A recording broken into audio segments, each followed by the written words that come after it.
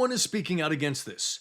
Two Panthers players had big hits against the Tampa Bay Lightning in game number 4, and some are saying that they should be suspended. But will they? We'll discuss that in this episode of Panthers Digest, as well as unlikely heroes for the Florida Panthers. Guys are scoring that aren't on those top lines, and they're not forwards. I'll tell you who those guys are and the big impact they are having on this first round matchup against the Tampa Bay Lightning. Guys, thank you for joining me on this episode of Panthers Digest. I am Greg Andrews. Please hit that subscribe button down below so you can stay in the know about all news, injuries, any sort of pre and post game analysis that has to do with your defending Stanley Cup champion Florida Panthers. So game 4 is in the books, guys, and it was an exciting one to say the least. We had 2 goals scored by the Tampa Bay Lightning in 11 seconds. We also had 2 goals scored by the Panthers in 11 seconds as well. Man, it was a crazy game to watch last night, but man, was it entertaining and fun. The good news is the Florida Panthers came out on top 4-2 in what was a thriller for sure. So when we're looking at this game, one of the big storylines was the hit by Aaron Ekblad towards the end of the game where he gave a little forearm shiver, and people are calling for maybe a suspension. And there was also the boarding misconduct by Mikkola on Gergensons, and they're saying that maybe he will be suspended, but we'll talk about those hits in just a second. The Aaron Ekblad one, though, could be cause for concern because after watching replay after replay, you can clearly see that Ekblad, he didn't leave his skates. He did make an effort to hit a player after he touched the puck, but he did lean in with that forearm that pushed Hagel right to the ice, and he looked like he did hit his head. So we'll see if the NHL does decide to take any action against either one of those players. But when we're looking at the Mikkola hit, guys, the hit didn't look malicious in terms of he was trying to injure Gergensen.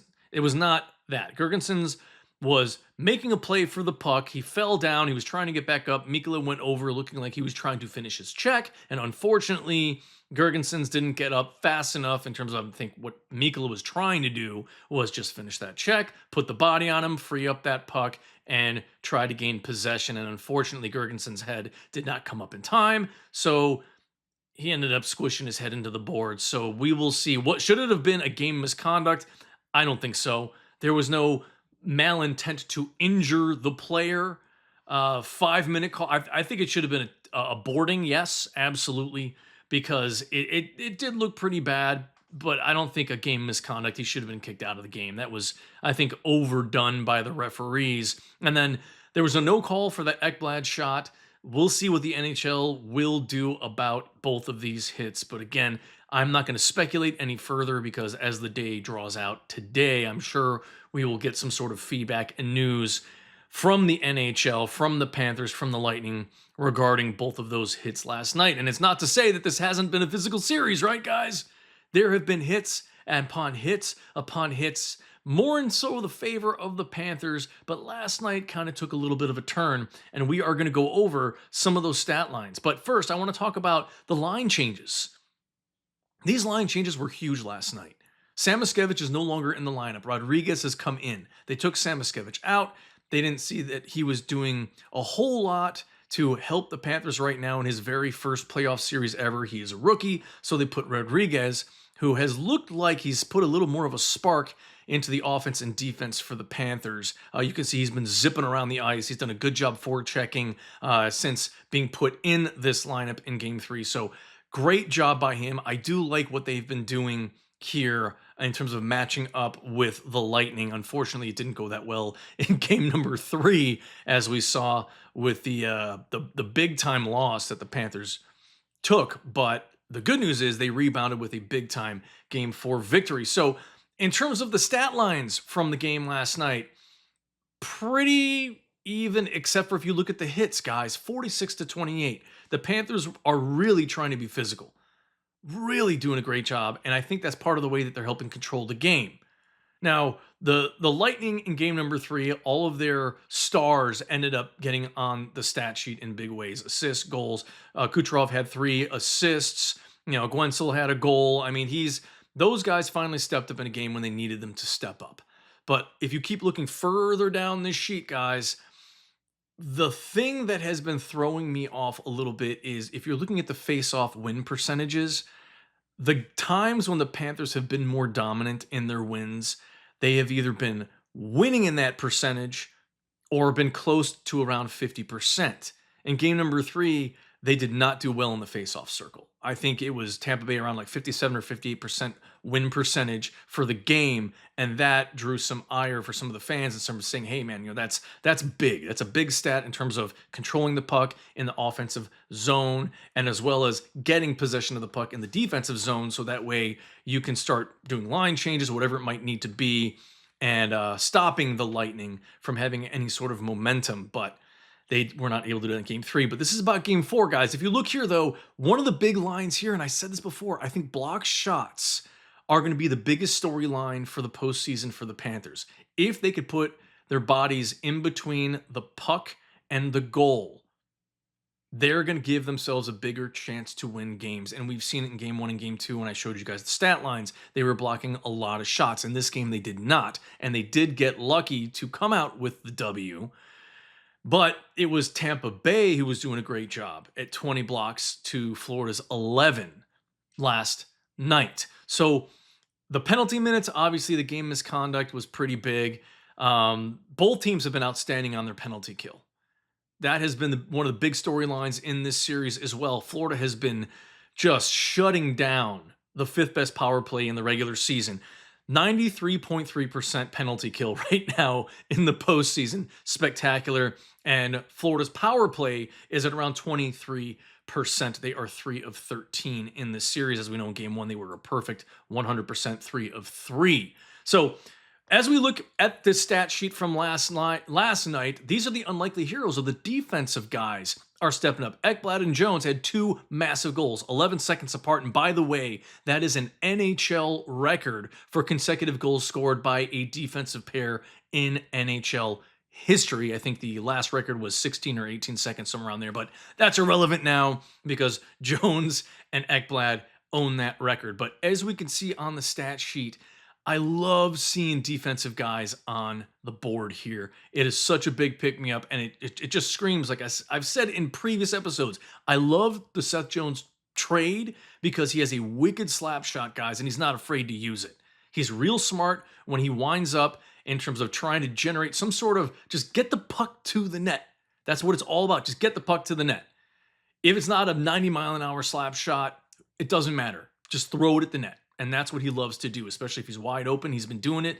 And Ekblad getting in front of that net, being in the right place, right time. Unfortunately, his first goal did not count, and it was a fantastic one.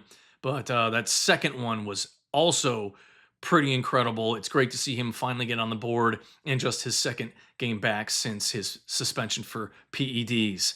So I'm going to go back in time now. This was actually game number 1. And like I said, if you look at the shots, yeah, they had 5 fewer shots than the Lightning, but look at everything else. The hits, 20 more hits than the Lightning. They outperformed in the faceoff circle at 57% to Lightning's 43. So they really did a great job of controlling the puck when they should have in the offensive zone. That's one of the reasons why they were a perfect 3 for 3 on the power play. And also Matthew Tkachuk had a lot to do with that. But look, block shots again, 18-8. I think that was one of the biggest storylines in that game.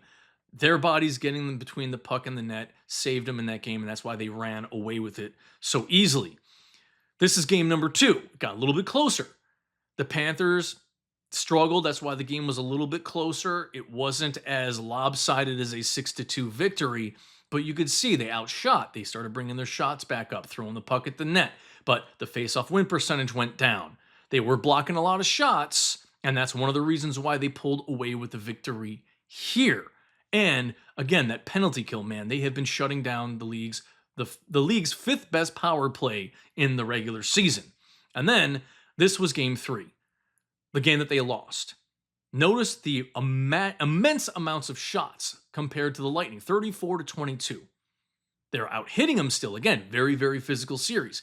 And they had a terrible face-off win percentage in that game. 57.4 to 42.6. Not very good. They were blocking shots, but the Lightning just were better, especially with the takeaways. The Panthers got sloppy with the puck in neutral ice, and just some sloppy passing. I remember a few instances when the Panthers were trying to get the puck out of their defensive third. They were unable to do it. Turn the puck over. Gave a lot of chances for the Lightning to pretty much take over that game, and take over they did. It was a tough one to watch, but man, did they pick it back up last night. So as we are moving forward here, I want to bring up a couple of quotes, and this makes things a little bit fun here. So this is actually Paul Maurice talking about how a game like last night they haven't had a lot of, where they've come back and had to grind it out at the very end of the game and had these incredible comebacks. And that's a big mental edge to have going into, especially a game 5 that could be a series clinching game 5 for the Panthers. So they haven't had a lot of them. He said this is great for the team. It's going to be great to their psyche heading into this possible closeout game. And the best thing that I love about what he's saying here too is, don't forget the physicality. Again, these are all kind of foreshadowing possibly moving into the next round. I'm not going to get that far ahead today. That's a discussion for another day moving forward. But this is a great foreshadowing about the next series, about how physical this team is. And if they can remain this way, they're going to move far into the playoffs, very far. But can they keep it up? Can they stay healthy? So one of the funny things I wanted you guys to see here was this little kind of back and forth between Paul Maurice and John Cooper. So this was Paul Maurice. This was after Barkov got leveled by Hagel.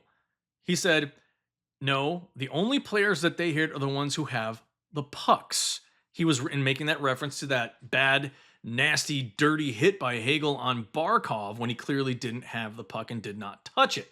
Well, this was Cooper's response. He, in a press conference, said the exact same thing regarding some of the hits that his players have been facing, but then he had this to say when a reporter asked him about the hits from last night. Getting tiresome answering these questions about a hit every single game. If anybody in here has something, stand up and let me know. All right, so let's move on. Like, it's getting tiresome. These coaches don't want to talk about this stuff anymore. Let's focus on the game. It's physical. We get it. We get it, guys. It's a physical series. People are getting hit left and right. There's going to be some forearm shivers, things like that. But one of the things I wish a reporter would have said is the referees are not letting things slide in this game. Sorry, in this series, excuse me. They are really trying to control the series as best they can from getting out of control in terms of scrums left and right, because if that happens, there's going to be there's not going to be any chance for these two teams to not get more physical. Someone will get hurt. They're trying to look after player safety by calling a pretty tight game. That's why there was the 5-minute misconduct on Mikkola, try to keep things at bay. You know, I know the forearm shiver by Ekblad was missed, but you know, look at the previous games. You know, Barkov, that hit from Hagel on Barkov, they had to give him that 5-minute major because, again, protect the players, keep these guys in check, because this series could get out of control. Because these two teams, I've said it before, they hate each other, guys. They absolutely hate each other. So this could be one of those bruised and battered series, but it hasn't really gone in that direction in terms of things getting out of control yet. But I think Game 5 will be even scrappier. I think there's going to be heavier, harder hits. I think it's going to be faster paced. And I love the fact that the Panthers are going to stick with this lineup as of right now. But we'll see if they tweak a couple of lines here and there. We'll see what happens. Because right now, that third and fourth line, the Marchand line with Lustrain and Lundell, they have been playing great together. Really, really awesome last night with Marchand with the assist to Lundell for the goal. They've been doing great on that line, especially on the defensive side of things. I know there's a couple little sloppy passes and turnovers by Marchand, but man, he picks it back up. He has been such a great motor on the ice, and you could also see the jawing that he does. Again, that psychological edge he brings to this team when he is on the ice is second to none in the NHL. And as I look over my notes here, guys, that is pretty much all I have, except for, do you guys think the hit on Hagel from Ekblad was a little bit of payback for the Hagel hit on Barkov? I would say maybe. And the damage is done right now. There was a no call, so let's cross our fingers. There are no repercussions through the NHL player safety, that there are no suspensions. Let's cross our fingers, because Mikkola will be a big loss for this team, as well as Ekblad. That's the last thing this team needs, is for him to be out again, because he's starting to get his mojo working on the defensive side of things for the Panthers. Excuse me. So Game 5 will be tomorrow night, guys. I'm not sure if it's 7 or 7:30, but it will be in Tampa. Closeout game for the Panthers. Let's cross our fingers that they do. They better show up, I hope, like they did in game number 1. So far, they've been great on the road, and teams in the playoffs so far have been playing great on the road. I saw a graphic last night. I believe it's 7-2 or 7-4 for teams on the road so far in the playoffs. But enjoy the game tomorrow, guys. I will probably have another episode for you to go over a little pregame analysis, and if there are any line changes or suspensions, I will go over that as well. But enjoy your Tuesday. I will have another video up for you guys tomorrow, and don't forget to like, subscribe, and comment down below. Again, thank you guys so much for watching Panthers Digest. I'm your host, Greg Andrews.